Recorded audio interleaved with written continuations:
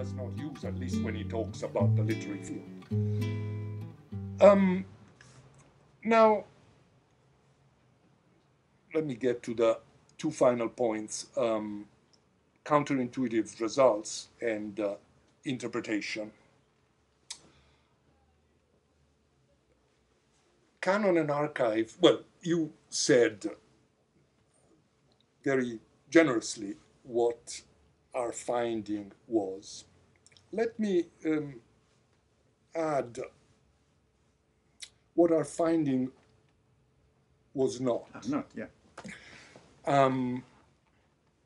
We had a more ambitious idea here, which was to try and see if by systematically studying a large archive of texts, one could come up with a new theory of literary history. At bottom, this is, if I had a desire for this type of study, would be a new theory of literary history. In part a new literary history, new landscape, new figures, but also new concepts that put the findings in order. This theory was based, at least, and this is something that is not in the book, because we couldn't, well, I'll return to that. It's not in the book. Initially, we were trying to see if, and this was my own fixation, if literary history worked, if literature changed, if literature evolved according to the same logic of Darwinian evolution. That is to say, by random mutation. It changes. We all know that. It changes by mutation. We all know that. Is the mutation random? That is to say, when people write a new book, do they write in every direction rather than in the direction the times will take? This was an interesting failure because we could not find a solid way of measuring this.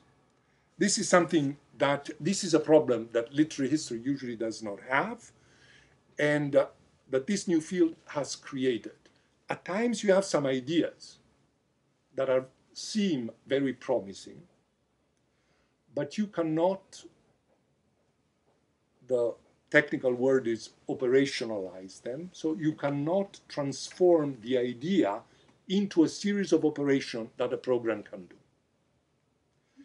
If you cannot transform an idea into these operations, no matter how good the idea was, it's lost. It's lost. It's lost for this type of work. And this is an important type of failure that I was not used to, and it creates a completely new field for our kind of work, which is how to design an experiment. And I still do work which is not like this. You don't design your work. You follow intuitions, you follow theories, but you don't have the problem of how do I create an environment which allows me to test my idea, or at least it seems to me that this, for me, was a new thing.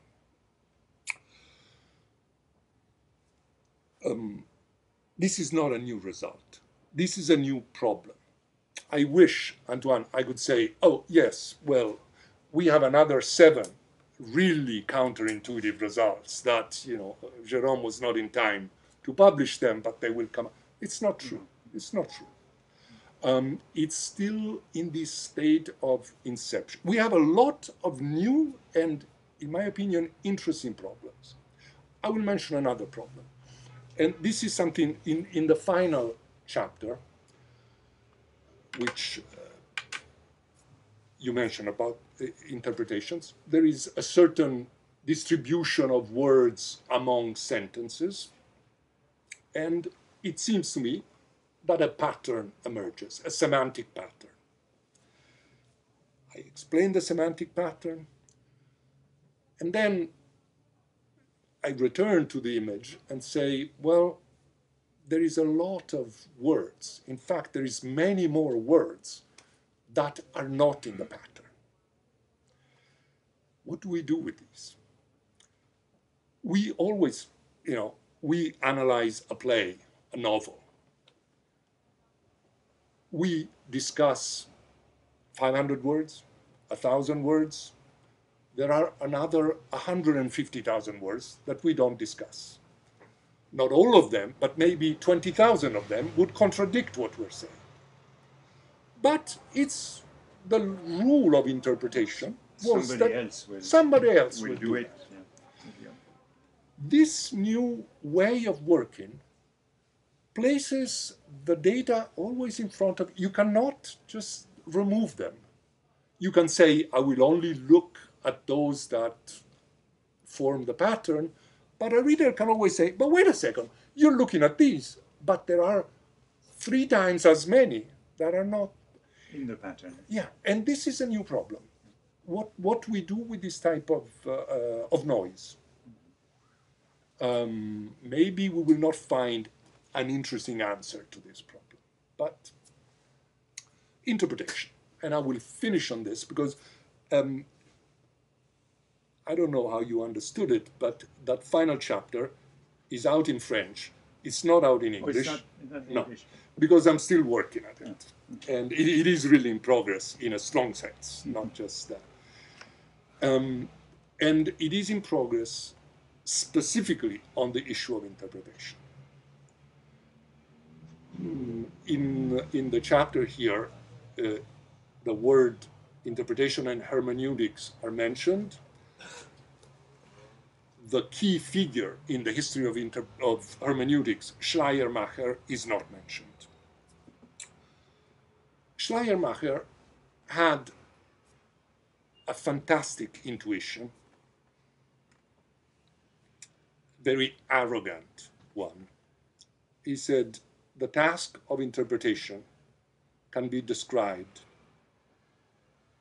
like this: to understand a text first as well as, and later better than its author. This, incidentally, is the only reason for the existence of literary critics. Because if we, why does the world need literary critics? Because we understand the text better than the author. Otherwise, why us? There is no need. Why could Schleiermacher make this statement? Because he said the author knows many things that he doesn't know he knows. The interpreter, who is not in the head of the author, can only know these things by becoming conscious of them.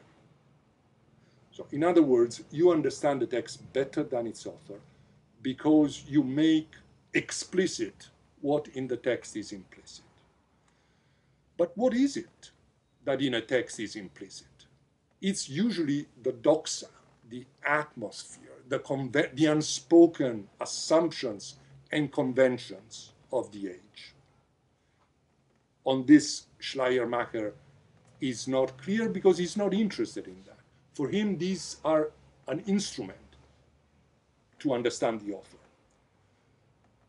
It seems to me that the work we are doing, insofar as it brings to light these large aggregates of semantic associations or syntagmatic chains or grammatical fixations, the work we are doing is a way of precisely bringing to light, making us aware of those unspoken assumptions that authors use without knowing they use.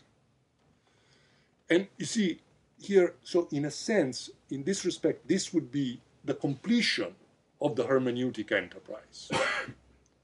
We are really doing what Schleiermacher wanted hermeneutics to do, but also a reversal.